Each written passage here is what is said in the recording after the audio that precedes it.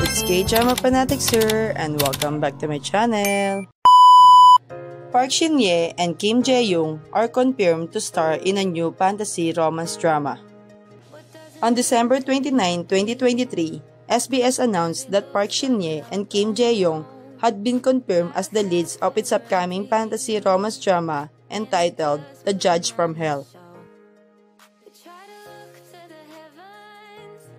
The Judge from Hell will tell the story of a vicious and power-hungry female judge who lacks sympathy for people's pain and sadness as well.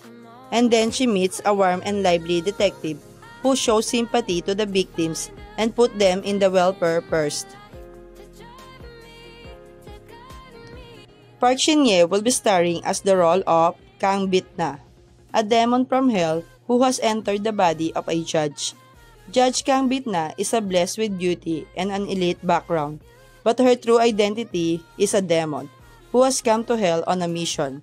She must punish those who feel no remorse despite being responsible for the death of other people, and her duty is to send them to hell by killing them.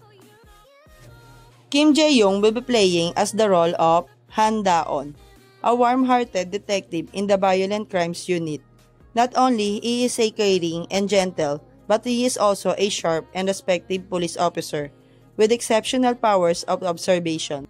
Despite being a worm that he can even melt the heart of a demon, Han Da-on is secretly hiding a painful emotional wounds that no one else knows about. The drama, helmed by director Park Jin-pyo and writer Jo Yi-soo. The Judge from Hell is currently slated to premiere this 2024, and it will be aired in SBS. For the meantime, you can watch them in their latest drama, Park Shin-hye in Sisyphus the Myth, and Kim Jae-young in Love Contract. Thank you for watching.